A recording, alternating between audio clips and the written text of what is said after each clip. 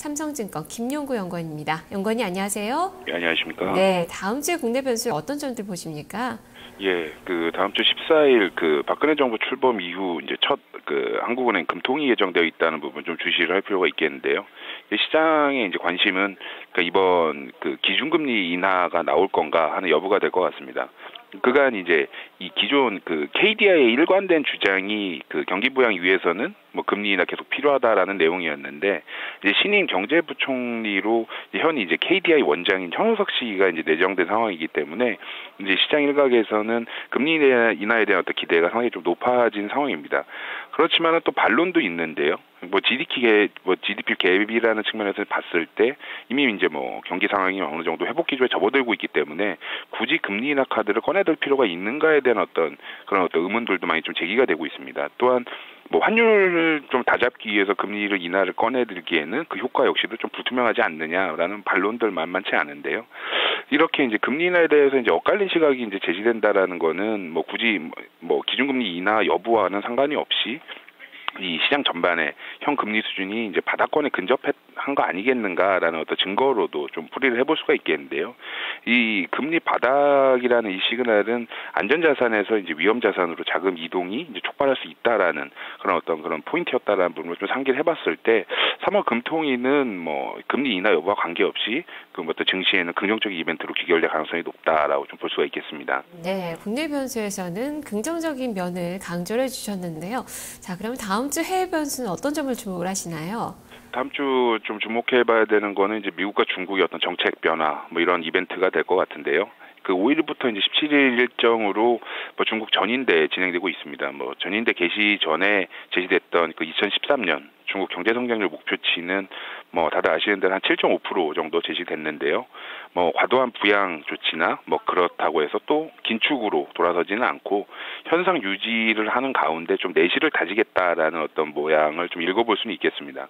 그리고 이제 재정 정책 중심으로 어떤 타겟이 되는 부분이 이제 수출보다는 좀 내수 경기 활성화 쪽에 좀 방점 두고 있는 걸로 좀 보이기 때문에 전반적으로 중국 모멘텀은 좀 계속 좀 주시를 할 필요가 있고, 특히 내수 시장이 어필하고 있는 국내 수출주들 좀 주시를 할 필요가 있겠습니다. 그리고 또 이제 19일부터 20일까지 다다음 주인데요. 미국 FOMC 예정되어 있습니다. 그렇지만 이제 다음 주부터 양적 완화 어떤 지속 여부에 대한 논의는 계속 어떤 본격화되지 않겠는가라고 좀 보고 있습니다. 그렇지만은 버냉키 의장이나 앨런 부의장 등이 양적 완화 지속의 어떤 필요성 계속 얘기를 하고 있기 때문에 이번 어떤 FOMC가 그간 시장 일각에서 제기됐던 어떤 QE3 조기 종료 우려가 좀 일단락된 이벤트가 되지 않겠는가라고 좀 판단해보고요. 그래서 다음 주 어떤 해외 변수 역시도 좀 긍정적인 흐름을 좀 기대해봐도 되는 거 아닌가라고 좀 판단해봅니다. 추가적인 변수들로 좀 해석을 해주셨는데요. 그렇다면 다음 주 좀 시원스러운 반등 기대해 볼 수 있을지 전반가 전략 말씀해 주시죠. 예, 관심은 이제 디커플링 해소 가능한가 이런 부분인데요. 그간 이제 엔저 우려 그리고 뱅가드 펀드 부담에 오늘 또 얘기 나온 부분은 FTSE 유동주식수 비율 또 그런 부분 때문에 매물 추가로 더 나올 수 있다 이런 논란들, 거기다가 4분기 실적 부진했고 1분기도 많이 좀 자신감 떨어지고 있는 그런 흐름들로 인해서 글로벌 증시 상승세와는 좀 동떨어진 좀 디커플링 기조 만연한 어떤 코스피라고 볼 수가 있겠습니다. 그렇지만 저희는 이제 이러한 어떤 글로벌 증시와의 어떤 디커플링 국면은 3월부터 좀 본격적으로 회복되지 않겠는가라고 좀 보고 있고요. 그간 악재를 보면은 시캐스터 같은 경우에는 이미 현실화가 됐지만 이제 3월 말까지 예산안 협상 기한까지 또 함께 이제 논의할 수 있다라는 부분을 좀 주시를 할 필요가 있겠고요. 이탈리아 선거는 사실상 예측 자체가 쉽진 않습니다만은 이 재선거로 돌입한다라고 해도 최소 5개월 이상 소요가 되기 때문에 불확실성이 상당 부분 좀 이렇게 분산될 수 있다라는 부분을 좀 주시를 해봐야 될 것 같고요. 엔저가 좀 고민인데, 일단은 이제 어떤 우려의 상당 부분은 가격을 반영한 상태고, 그리고 무역 수지 측면에서 일본이 계속해서 그 카드를 갖고 가기에는 자기들 역시도 쉽지 않을 것이다라는 부분 좀 볼 필요가 있겠습니다. 그리고 이제 또 갑자기 또 이제 어떤 북핵 관련 위협들 나오고 있는데, 뭐 극단적 상황으로 치닫지 않는 한 단기 조정 정도로 국한되지 않겠는가라고 좀 예상을 해봅니다. 결국에는 어떤 이러한 어떤 악재들이 대부분 이제 일단락되고 완화되면서 어떤 한국 증시에 밸류에이션 메리트가 이제 주목받을 차례가 되지 않았을까라고 좀 보고요.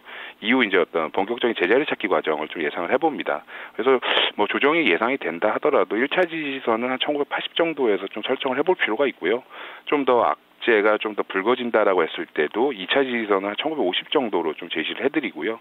저점 부근 어떤 조정 시마다 IT와 자동차 등의 어떤 대형주는 계속적으로 적극적 매집 전략 필요한 거 아닌가라고 좀 보고 있습니다. 이상입니다. 네, 알겠습니다. 말씀 잘 들었습니다. 네, 감사합니다. 네, 이렇게 다음 주 증시에 대해서 전망을 해봤습니다. 삼성증권 김용구 연구원이었습니다.